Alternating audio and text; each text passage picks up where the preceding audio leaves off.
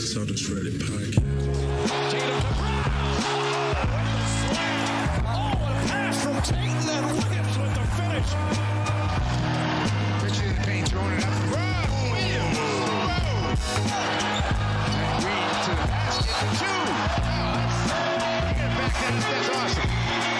Hello and welcome to the Celtics Reddit podcast. Ben Vallis here. Thank you for joining us. Hope you're doing well. Coming up on the show, the Celtics brutally defeated by the Kings in the Summer League title game. But what are the key takeaways from Summer League? Plus, the Marcus Smart extension, the Evan Fournier bonus prize, and more.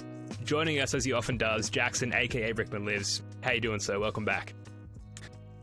Thank you very much. Yeah, no, I'm doing all right. I was very riled up about the game, which I'm sure we'll get to, for about 20 minutes, and then I just realized it's Summer League, so I just kind of got over it. But yeah, it was still a little bit of that Boston Celtics emotional roller coaster you can get on when things are real. So yeah, but all things considered, pretty well. Lockdown's still crap, but I mean, you know all too well about that, don't you? Yeah, it's absolutely brutal. I mean, for all those watching outside of Australia, Jackson and I have been under, well, the entire country really has been under COVID lockdown for a long period of time now. Seems like we were doing really well in 2020 while the rest of the world was locked down, and now it's the inverse of that, so make of it what you will. Yeah, we were like this. We were like the Celtics in the first quarter today, the first few minutes, like, streaking ahead. Yeah, well, who cares about this? Isn't a threat. This is totally fine. And look where it ended. Look what we got. Yeah, well, let's get into it. I mean, those first 2 minutes were exhilarating. Like, the ball was zipping around. The Celtics could do no wrong. They could not miss a shot. And meanwhile, they were playing lockdown defense on the other end. 2 minutes go by. Not a completely different story. And you fast forward to the end of the game. You know, the Kings beat the Celtics 100-67, thanks to 28 turnovers by the Celtics. I hesitate to ask Jackson, but like, what are your overall thoughts on this one? Well, like I was alluding to earlier, like obviously the first few minutes was just great. I honestly thought the game was over. I thought we had it. I was like, oh, sweet. Yeah. Pritchard's just come back after scoring 100,000 points in his Pro-Am game. The first play, I think, was a nice little... I think he got a screen and he went into the paint and then kicked it back out to Naismith. That swished, and I was just like, sweet, that's a good start. Then we go, I think it was 12-2 or something like that. Like, yeah, sweet, this is totally fine. So I thought the whole thing was over, and evidently so did the Celtics, because, yeah, we just got crushed. Well, we've been outscored by, 43 points over the next 35 minutes? Yeah. Even for Summer League, that's horrendous, hey? So, it was a shame. It was, you always want to win, and it kind of irked me a little bit once we did make the final. I looked into the previous champions and the Lakers have one, so I was like, no, can't have that. We got to we got to square that up. And now that didn't happen, it's just like, god damn it. But at the end of the day, it's still Summer League, right? It's nice to have some basketball to watch, but like as soon as it kind of goes wrong for you, I'm happy just to just drop it and let it go. So it's not bothering me too much anymore. But are you the same? Is it bothering you still? Now that we have lost in such spectacular fashion, that's how I feel. But I was so willing to go the other way. Like, we've won, and this means so much. We can see Ime Udoka's culture sort of cascading down to the Summer League team, and that's such an indication of success to come in the regular season. But we lost, and it's like suddenly, it's just Summer League. Doesn't really matter at all. No Romeo Langford going into this one, which getting back to like now our interpretation of what Summer League is, and it's all about like what we can learn and take away from performances. No Romeo was kind of a big deal because we still hadn't really seen that sort of like standout performance from Langford. He's out with a wrist injury, allegedly unrelated to the prior wrist injury or injuries. It was disappointing not to see him in the game. Bruno Fernando was a monster again, like talking about those first 2 minutes in particular, was just blocking the shit out of every single attempt. And then just promptly didn't do that for the rest of the game. And the main takeaway from me and from everyone really watching was that Davion Mitchell just absolutely locked the shit down on Peyton Pritchard, who had just come back from his 2 Pro-Am performances. And unfortunately brought his Pro-Am level game back to like a semi or fully pro, tournament there in the final game, nonetheless, and shat the bed a little bit. So that's how it goes. He certainly wasn't up against lottery picks specializing in defense, double teaming him. At the Pro-Am game, and it definitely showed. I almost wonder if he didn't think he was coming back to Summer League. Maybe he flew to. Did he fly to Portland? That's where he's from. Yeah. Is that where it was? Yeah. Or somewhere in Oregon. He's flying to Portland. somewhere in Oregon, sure. He's flown there. He's thinking, sweet, I gave a pretty good account of myself, over the games that I played. I'm going to hear him have some fun. 92 points first game, no big deal. 52 and like 17 assists or something next game. Sweet. It's like, oh, cool. Can he come back to Summer League? Oh, shit, I better get back there. And I don't think it's unrealistic to place the blame of his really subpar performance, like, because of that. He looked tired. So maybe just mentally he just didn't think he was coming back, and then he suddenly has to, and this shit starts to just crumble, midway through the first quarter, and he just can't get right. So yeah, that sucked. But 92 points in a Pro-Am game, still pretty good. Still pretty awesome, yeah. When it's all said and done, pretty great, and we tie a bow around whatever the off-season ends up being, there is a nice little moment there where Peyton Pritchard scored 92 points in some format. Hell, if you scored 92 points in 2K, you're like tweeting that out. You're telling your mates. So it's a fine achievement. Yeah, he played all these boosts in the wrong game. Yeah. Yeah. Kungu NBA on Twitter sort of summarized the game well. They tweeted out, the C's can't get any dribble penetration against Sacramento. It's led to rushed shots and stopped ball movement. The Kings utilized defensive stops to generate easy buckets, got in a rhythm, and it's been curtains since. And that was tweeted out, I think, at some point during the second quarter. And the narrative did not change at all. I also want to get to some Reddit comments very quickly here. This is commented in the post-game thread by We Being Deleted.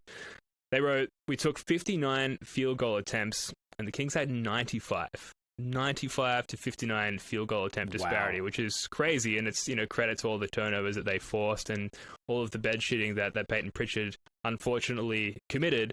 And a final Reddit comment here by Yeezus Christ 2020, who wrote, they doubled Pritchard on almost every pick and roll action and forced everyone else to beat him, and they couldn't. Pritchard also seemed drained, and he probably rushed back too quick, which I'm assuming from the Pro-Am competition there. But Jackson, like, from Summer League overall, what do you think are the key takeaways from the players who played for Celtic Summer League?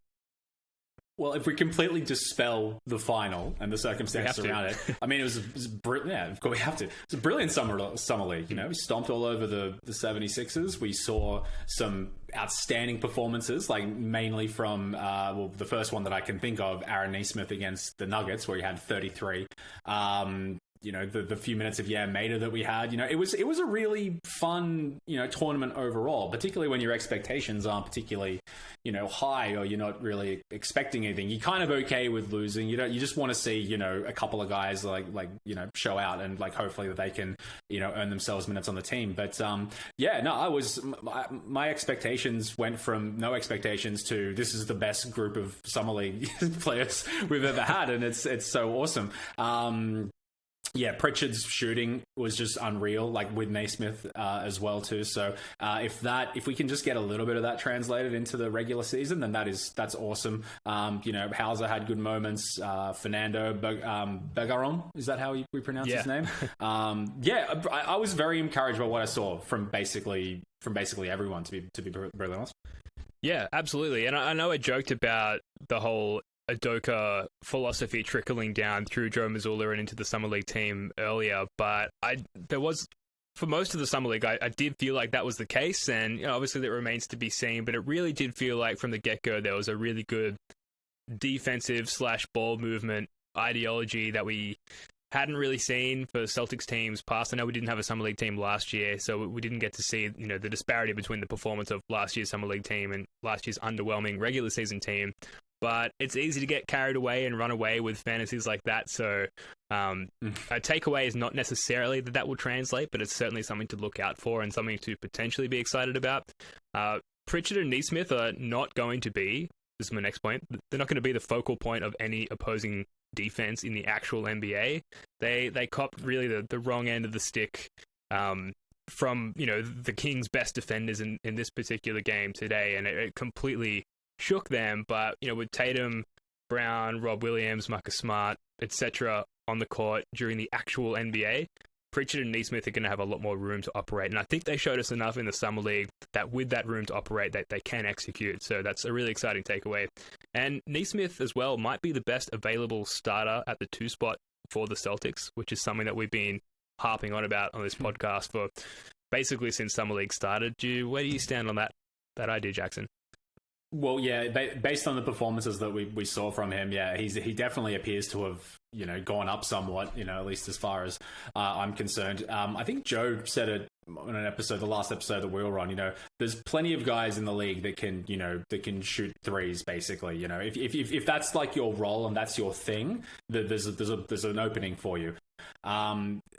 Obviously, getting into like the first team, like having lost Evan Fournier, you think to yourself, like, where are you going to replace that 3-point shooting from outside of Brown and Tatum? I'm growing in confidence that Nesmith can be that guy. Like, I think it's unfair to expect him to sort of, be at Evan Fournier's level like already, but I don't see that as something he can't get to. Mm-hmm. Probably not even this. I mean, even this season, maybe, just seeing how it goes and whatnot. I know it's asking a lot of him, but, based on what I saw of him, his shooting was fantastic. And that's going to, if your shooters can shoot and he does that in the NBA, then sweet. I think that's pretty much more or less his spot to lose. Yeah, especially with Smart as the starting point guard as opposed to Kemba, where, a two-headed backcourt of Kemba and Nesmith would have a lot of defensive weak points, to say the least. But with Marcus Smart sort of backing him up as, the other guard defender there, I do feel like some of the defensive shortcomings that we've seen from Nesmith can be covered up. And also, as far as the opposing team's offense honing in on a team defensive weak point in Nesmith, that's less of a weak point than it was with Kemba last year. So it could end up being a net win for the Celtics, but we'll see. Pritchard won't ever be the second string. He won't even be the second string point guard, rather. Like, he's still going to be a valuable roster piece.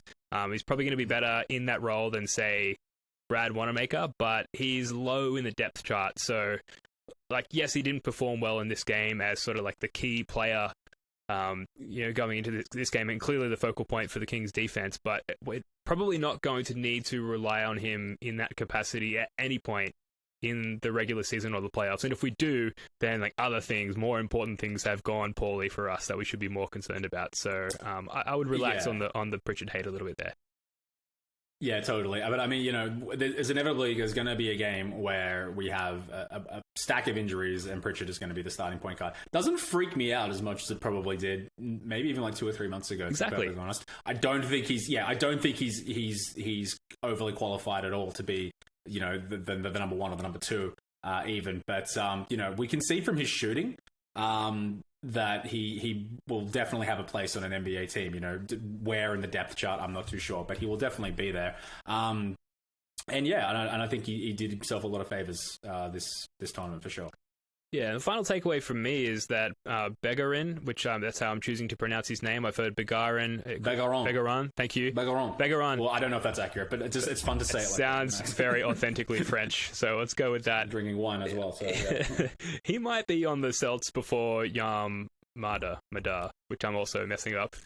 He just seems more NBA ready, and all the hype's been with Yam, but Begarin just seems like, I guess, an overall more solid player. Like, if you had to choose between one of the two, you bring on Begarin, and at least you've got a guy you can bring in and play solid defense for a 5-minute stretch. What are your thoughts? Yeah, just from the physicality alone, I think it puts him over Yamada for sure. So, he didn't do a lot of things that like really stood out. But sometimes just being sort of solid and unspectacular is kind of what you need to be. And I mean, he's a rookie. And what do we get him with? The 45th pick? Yeah. So. Yeah, you can't expect too much of the guy, but I mean, just from a physicality point, as I was saying, like, for sure, I think he will have a spot on the team, absolutely. Yeah, and it may be a case of having very, very, very low expectations and then having them slightly exceeded by a relatively competent 45th pick who's just turned 19. But in terms of overall takeaways from Summer League, I think that's a notable point. Like, maybe we snag something usable in a few years, and we've got his rights, and he's going to be stashed in France there for at least a year or two. But it's good to know that he's sort of upcoming. He's on a horizon, so to speak. Any other takeaways from Summer League before we move on? Not really. Not that I can think of. It was a fun overall experience. Despite losing by 33 points in the final, that sucks. I think if it was a best of 3, we probably would have got it. We had an off day. So bring on the 7-game Summer League final series. Yeah, because for like 2.5 months. Yeah. Come on. Yeah, what else are we doing? We're locked down over here. Moving on then, here's some news. Shams Charania reported on Twitter, I guess a day or two ago, the Boston Celtics guard Marcus Smart has agreed to a 4-year, $77.1 million max contract extension with the Celtics. The fully guaranteed deal through 2025-26 includes a trade kicker. So, Jackson, you're one of the more passionate Smart advocates that I know. What are your thoughts on this extension for Marcus Smart? Oh, I'm absolutely stoked. I'm I'm not at all surprised by that reaction. No, and like to be fair, like I understand that there would be detractors of his that are probably justified in like their arguments of why he isn't the ultimate point guard, to say the least. But I mean, just what he brings, his seniority, his passion for the team and for the city. And just the kind of player that he is and the hustle that he brings. We've gone down this road a million and one times. Like we know he is like an exceptional elite defender. He even can be absolutely lethal from three, like once every 6.5 weeks or something. You know what I mean? He's got the record for the most threes by a Celtic, does he not? Or he has the equal record. Anyway, he's up there. I think he's like 4. think it's Didn't he get 11 against Phoenix in a game 2 years ago? He's up there also for like all-time 3-pointers made for the Celtics as well. So, yes, suffice to say, he can shoot. There you go. So why would you not max this man? Come on, like the stats speak for themselves. But like, I guess the one thing that probably sticks out more to me was like this was basically the kind of money that we were talking about for Evan Fournier, correct? Yeah, maybe it's slightly more thereabouts. Yeah, and if you asked any Celtics fan, like, do you want Evan Fournier, do you want Marcus Smart? Anyone saying Evan Fournier is no friend of mine. Like, that's just an absolute no-brainer. So the fact that the money is going towards this guy that is slated to be the starting point guard, who, bleeds green, as we all like to say, I'm super stoked about it. Whether or not there's, trade implications, we'll probably explore that later. But, I mean, I'm stoked he's on the team and... I guess if we're going to get into the trade implications, like this could be sort of like a surrogate contract year for him. If the rumors are to be believed about a certain, Brad Beal and whatnot. So maybe this is his one chance to say, like, no, like you cannot get rid of me. I am the guy that you want. And I think it's not beyond the realms of possibility he can have a season like that. What do you think? I pretty much agree with you. I think that I heard it on the Corrales Locked On podcast earlier today that we're still maintaining some flexibility and the flexibility towards maintaining total cap space now that we've extended total cap space, max cap space is done away with now that we've extended Marcus Smart. But it's almost like we're saying to the Wizards, yes, we'd like Beal, and we know that we're a good and maybe a preferable destination for Beal, but also we're more than happy moving along with things and dictating our own pace. And I think, extending Marcus Smart is definitely a part of that. And we're showing as the roster fills out and with the signing of Schroeder and, the good play of our Summer League youngsters that we are, it seems on paper like a competent team and a pretty solid roster as is, but still leaving ourselves the possibility of trading for a Beal or a Levine or something down the road if that situation should present itself. Getting to some Reddit comments here, though, I sorted the reaction thread, the comments by controversial to try and get like an opposing viewpoint. A good idea. I knew that we were going to agree on this, so it was important to to find a contending view. This is by user Aishandoi. They go on to write, "Okay, I'm sorry, but what the fuck is this? Love Smart, but wasn't the whole point of this season to save money for next year and get Beal? That's ruined now. We might as well extend Time Lord 2 as well."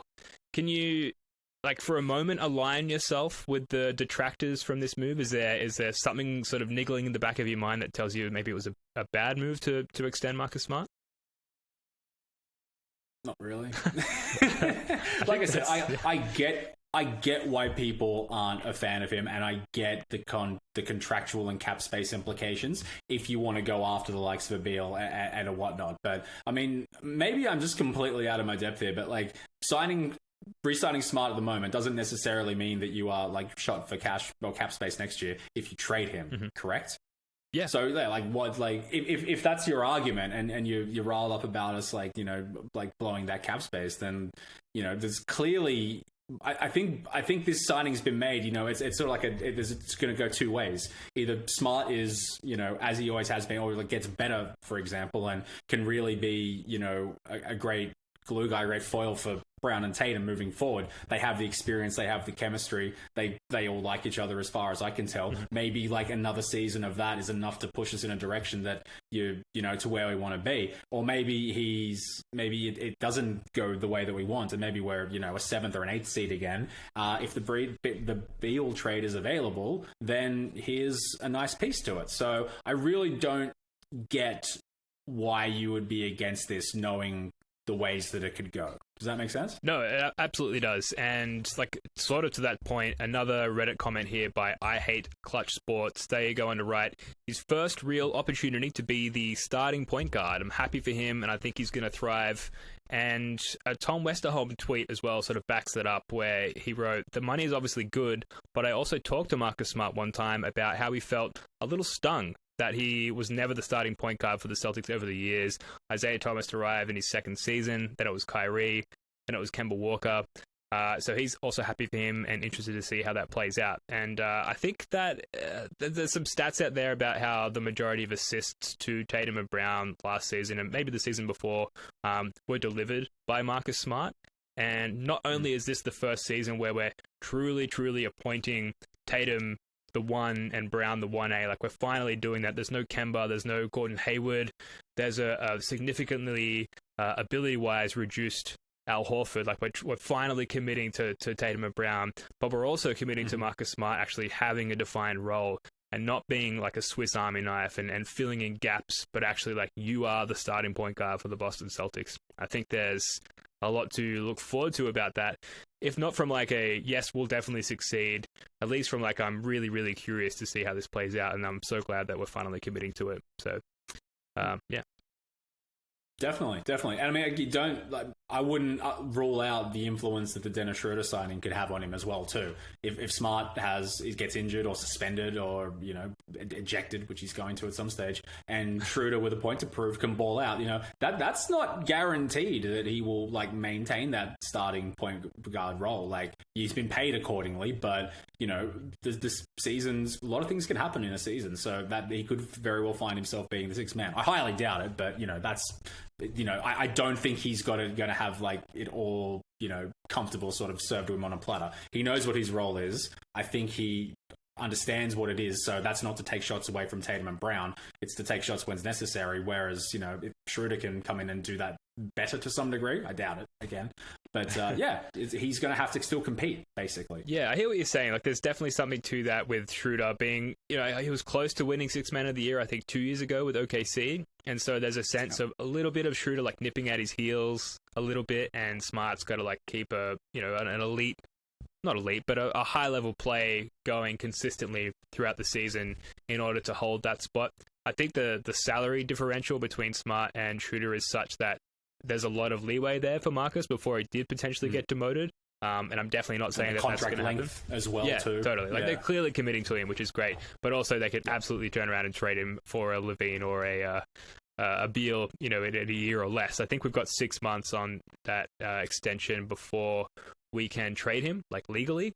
But that would still come before the NBA trade deadline in February or whenever that is. So could happen. The other really good thing about the contract is it starts at $17.2 million per year with 8% annual increases. So it's a really sort of team-friendly, cap-friendly deal there, and it sort of increases as potentially the salary cap does as well. So there's a lot to like about that deal.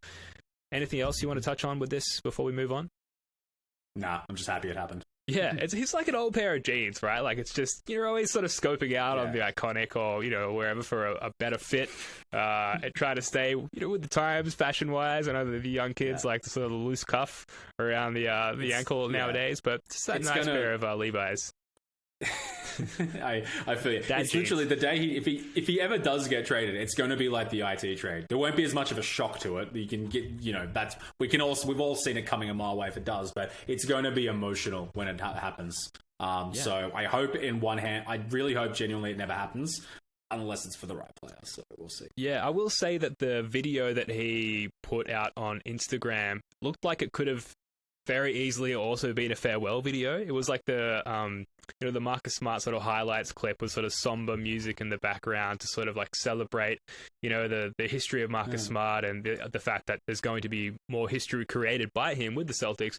But the way it was set up, it looked like it was like maybe initially intended to be a farewell video. It just kind of had that vibe. So who knows what the conversations were like behind the scenes. So he's had this edit of like goodbye Boston, but then he got the contract. So now he's just like, I'll just put new text. Yeah, on top of more. Yes, the music's a bit sad. Can we change that? No, it's too late. No, just put that anyway. Just with new text. Yeah, already consolidated the media files. Has to stay. Yeah. All right, moving on. So this morning we awake to a nice surprise, which is that somehow Brad Stevens finagled a traded player exception out of the New York Knicks, and that in the end we didn't lose Evan Fournier for nothing. So, reported by Adam Himmelsbach on Twitter, according to a league source, the Celtics created a $17.1 million trade exception in the Fournier sign trade with the New York Knicks. The Celtics sent Fournier to the Knicks along with a 2023 second-round draft pick and a conditional 2022 second-round pick, basically nothing. The latter being a top 55 protected pick from the Charlotte Hornets. Not really a very significant protection there. Yeah. So, Jackson, just like thoughts, I guess, on actually managing somehow, surprisingly, to walk away with something from Fournier walking away from us, and what do you think this TPE might actually become? Yeah, I'm completely out of the blue. Like, I mean, there may be more, cap savvy people than me that may have, thought this possible or seen this coming. It was a complete shock to me. Like, that's tremendous, isn't it? Like, I mean... Pleasant. It's a pleasant surprise. Definitely pleasant, yeah. I think if there's any doubts now about, like, Brad Stevens' competency in the role, at least now, like, I mean, like, long term, we'll have to, like, the jury's out until it's been at least 2 or 3 seasons. But, like, the reactionary takes after, like, the first, like, 24 hours of the trade window opening versus where we're at now, like it's an absolute like world of difference. Like he's pulled off a lot of like really astute signings, and like this TPE for $17 million is tremendous. Like, what would we use it on? I haven't the slightest clue. Again, I'm so out of my depth when it comes to the cap and to trade TPEs and whatnot. I know we had a long education about it with the Gordon Hayward one, and I think I understand it to some degree, but for the most part, if it's a window, if it's a trade like right at the end of the deadline, yeah, like in February or March, whenever it is, to get someone to like bolster the team, we might have a better idea of where we're at by then. Like if we are like just below, it's probably not realistic to get someone with a 17 million TPE to put you over the edge, but you never know. It could be in a position where like a player is available and that can be factored in, that can really make us stronger. So I don't think we're going to see it used like in the short term, but I wouldn't be surprised either if Brad does have something up his sleeve, but that would be surprising. I think this is more just something for bit of a rainy day, unless like there's a time frame on it. Does he have to like use it before like the trade deadline or something? I think it's a calendar year. I definitely read that it's still going to be like valid, active, usable, whatever the term, sort of beyond the free agency beginnings for next season. So we'll have the opportunity to use it to to acquire someone in free agency next year.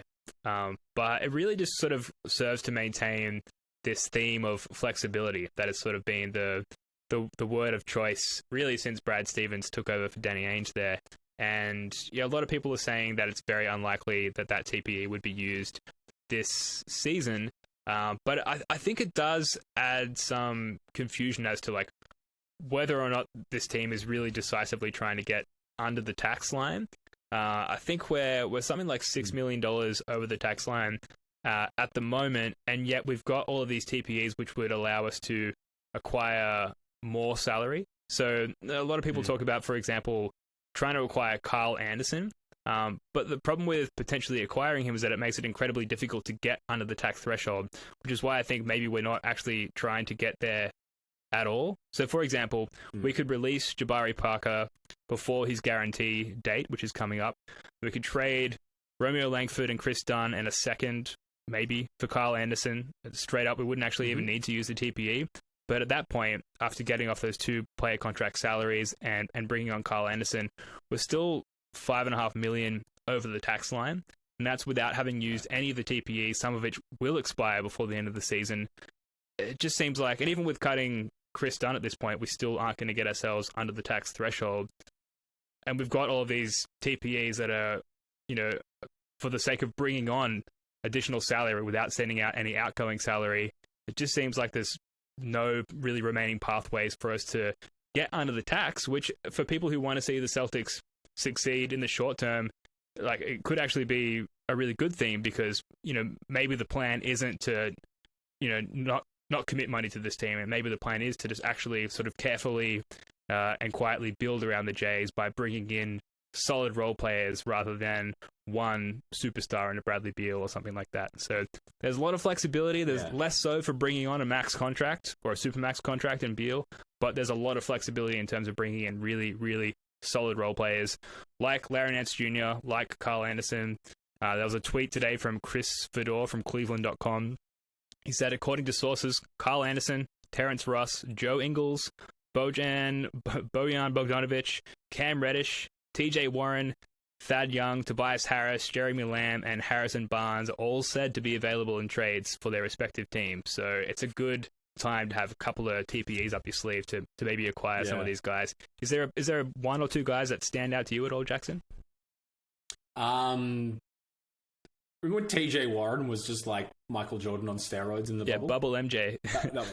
Yeah, that was fun. Kyle Anderson, I do like me some slow-mo. The Australian in me obviously would take Ingles like all day, every day. But I mean, the way you put it about what it actually means for like paying the tax and being over the threshold and, what the moves are and whatnot, it does scream to me that like we're content with being where we are at the moment. Like if we can wiggle our way under it, that would be one thing. But that would be pure speculation on my behalf on how to actually get there. You know what I mean? So it's correct me if I'm wrong. Like when you're over the tax, the more you go over the tax, the more obviously it costs you. It's not like you go over the tax and then you are slapped with, a fee that you have to pay. And it doesn't matter if you're a dollar over or $100 million over. It's got a scale how much you have to pay? Yeah, it does. And then there's sort of an exponential repeater tax that applies to sort of the more consecutive years that you're over the tax. But at this point, we're barely over it. And like you say, Jackson, like we're probably, it seems like just looking at the figures here, that they're probably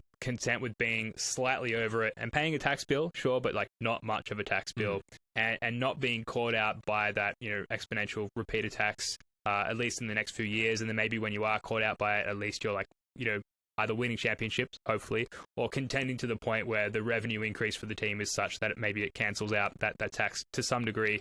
But the positive takeaway for fans is like it looked like it was a huge bummer there for a little while where it's like, they're going to go under the tax. We're going to be a perpetual 6, 7, 8 seed while we like wait poised to spring for the right opportunity and then go over the tax.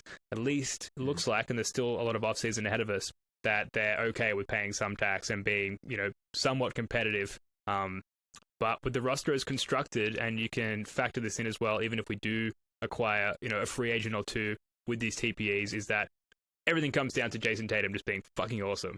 Because precisely every championship team, every contending team needs like that, as Joe would say, world-bending player. And Tatum has to become that. Everything we've talked about, everything that we will talk about, pales in significance to Tatum just reaching that level. And rant. It's 100%. Yeah, no.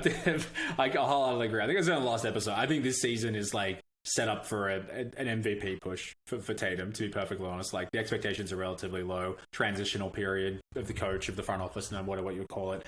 It's coming off a really good season last year. I think what did he score? Like he was above 40 points, like how many times in the space of 2 months or whatever? Like, you get the feeling like he's really knocking on the door of superstardom. So if this is the season that you really give him the keys, he's the very clear one. Brown's very clearly number 2 or 1A or 1B.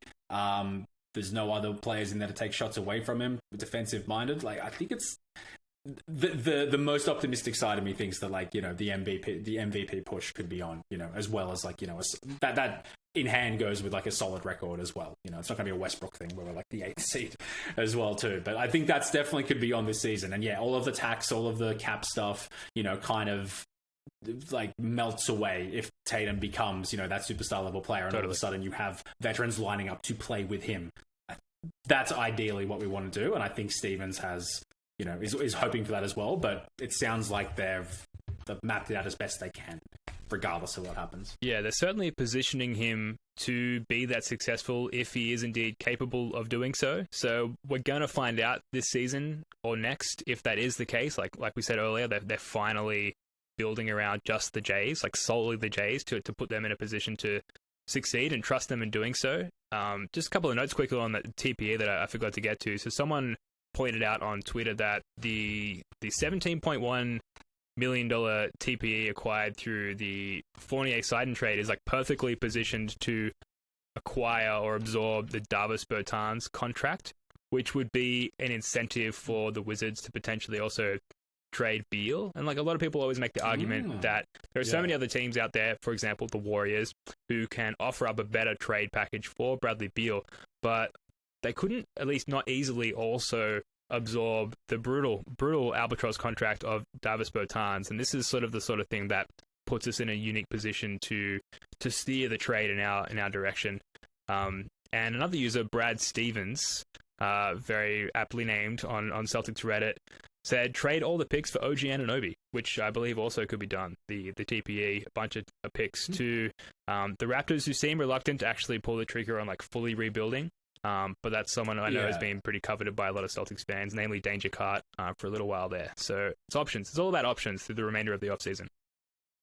It's good to have options. It's good not to be like just sort of backed into a corner where it's just like, you have no choice but to rebuild. So, I'm very optimistic about where we are currently. Obviously, that will change depending on how the season goes. But as of right now, like, I can't really have any complaints. Hey, like, we're not the upper echelon, but we are, not. It wouldn't be impossible for us to infiltrate that within a season, I think. Season or two. Totally. So moving on, we're now at the final segment of this podcast, named the miscellaneous segment, where we really have no structure.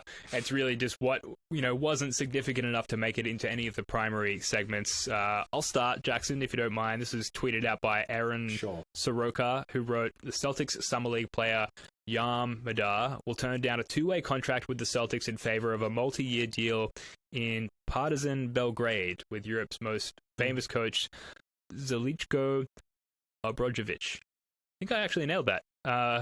So Yam sounded good to me. Yam not coming back to Boston, at least not this year, or not next year rather. Is this playing out how you expected, Jackson? Yeah. Well, the weather in Serbia is much better than Boston. Sadly, it's true. Obviously. I mean, you had a good few minutes against Atlanta, was it? Yeah, in the very first game. Yeah. Yeah, and he has a fun name to say. I know I'm being the ignorant dude here by like mispronouncing it, but like matter. Like I would have screamed that every time he was on the court. It could have been like the new Taco Fall, but maybe actually with some use.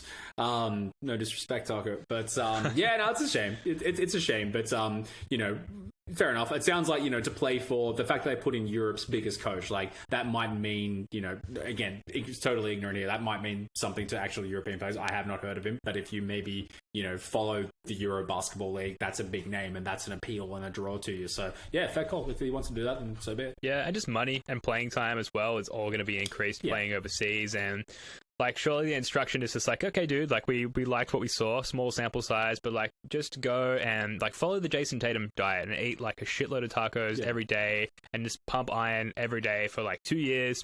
Come back like Aaron Neesmith jacked, Jaylen Brown jacked, and then we can talk. I would imagine that's exactly how the conversation went down. Here's a nice apartment for you in Maine to play for the Maine Celtics. Yeah, damn. Can't be a Red Claw. Maybe that's why he left. It's like, if I can't be a Red Claw, then my childhood dream of being a Red Claw has died. Have you got any missed points that you want to bring up here, Jackson? Yeah, didn't they announce the opening game of the opening games of the season, and we're playing the Knicks in Madison Square Garden? Yeah, Kemba and the Knicks. Right? Yeah, and Fournier. Kemba and Fournier, yeah. That, to me, feels like... See, as long as I've been supporting the Celtics, I think, really supporting the Celtics, I think the first year, the Knicks were probably the better team. Like, just slightly. They knocked us out in the playoffs, basically. So that's what I'm going off. But ever since then, the Knicks have just been utterly, irrelevant, a meme team, a laughing stock. And it's been great. But, I don't have that disdain for the Knicks at all. I'm sure if you live in Boston, it's a lot more of a thing. But to an international fan like myself, it really just hasn't been a thing for a long time. Well, it feels like that's changed now. It feels like now that we've got Kemba, although I've got nothing against Kemba or Fournier for that matter. Now that they're on the Knicks, fuck those guys, and they're actually a competitive team, and same division, same conference, same everything. It's it's got playoff series written all over it.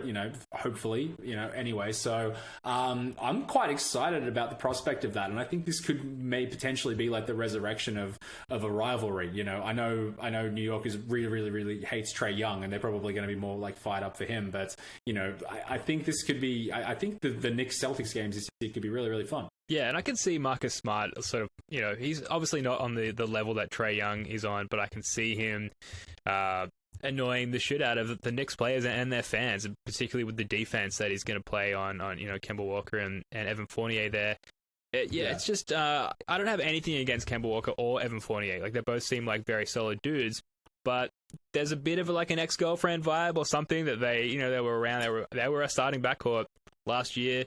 Now they play for another team who kind of on paper did well. They did better than us last season. They finished at a higher seed, and their playoff series went longer and was arguably more interesting to watch. So there is something there, but it's also, with sports, you can kind of talk your way into there being a rivalry. And I think with a storied franchise like the Celtics, the Knicks would be just as, if not more, interested in developing that rivalry than us. But Madison Square Garden, that's a great place to watch your favorite player throw down. And I am already fantasizing over a game 1, 45-point, 9 assists, 7 rebound Tatum performance. That's potentially on the horizon there, so that's something to look forward to. He's got all the greats have an awesome Madison Square Garden game, so I think this is the time for Tatum to do that. How do you think Kemba's going to go on to Tom Thibodeau? Well, did you see that clip where... that knee's going to last longer than the first night and maybe that week, perhaps? Well, did you see that clip where he was being introduced at MSG today, and he was asked, are you going to sit in the second nights of a back-to-back this season? And he was like, you're going to have to ask Tibbs.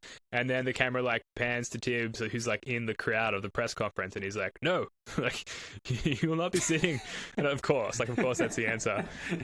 It will be interesting to see how that works out, because Tibbs has definitely driven players into the ground before.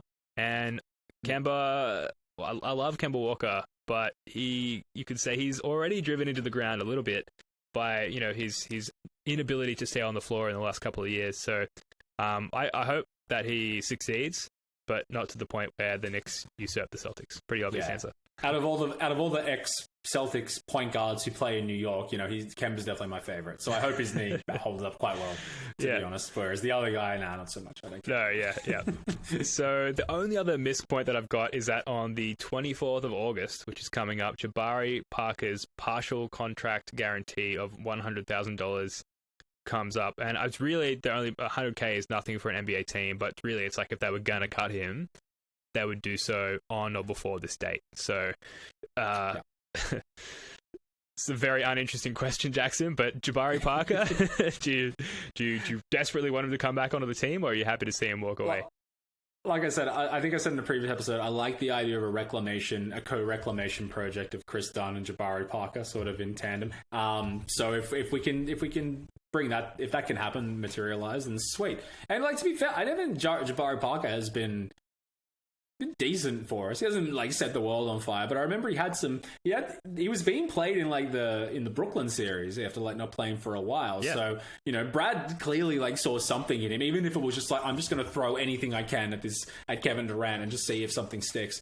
It may have been an element of that to it, but at the same time, he wasn't doing that with Carson Edwards or someone else like that. So there's clearly an element of use to Jabari Parker. So if we keep him, then sweet. I'm all on board with the comeback story. But if we don't, then it's not going to really bother me that much anyway. Yeah, it is a position of need. So if they do cut him, that might be even more of an indication that they are looking to acquire someone, like a Larry Nance, like a Kyle Anderson. But he had some nice moments for us in the playoffs early this year. It almost felt like Brad Stevens had a coin with Grant Williams and Jabari Parker on opposing sides, and he would just walk up to the substitution desk and just like flip it, and then just sub in like whoever ended facing up there. It was not a nice deep 4 rotation there for Brad Stevens and the Celtics to end last season. So I'm really hoping that they'll do something to address that, and the decision they make on the 24th of August will certainly indicate as to the direction they're going in. Anything else you want to bring up on this particular pod, Jackson, before we wrap it up? When you brought up the coin analogy, I just immediately pictured Brad Stevens as like Harvey Dent, as Two-Face. The coin. Maybe Harvey Dent, the mild-mannered guy, was the coach. Maybe Two-Face, the actual like psychotic, like cold-blooded killer, is going to be the front office Brad. If we saw that, then Love it. Sweet. But that's just, you just sent me down that path. Nothing further to add other than my. No, you could be onto something there. I mean, he's killing it this Batman analogy. Yeah. He's killing it this offseason. Like it's like it's his first album, like his debut album, and for like any band that you like, the debut album is always like the best one. It's just like bangers from beginning to end, and that if this is Brad Stevens' debut, he's killing it. It's a good release. Yeah.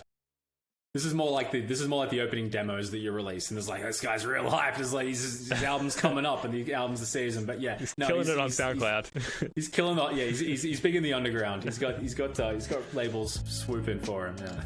Nice. All right. Well, look, that's going to do it for this one. Thank you for tuning in. We've got a number of spicy off-season pods in the works, so keep an eye on this feed. Whether you're watching on YouTube or listening to the podcast, it's always a big help to us if you like, subscribe, comment, share, etc. Jackson, love your work, mate. Thanks again. Cheers, Joe. Ben. All right, until next time. Go Celtics. Sorry. Peace.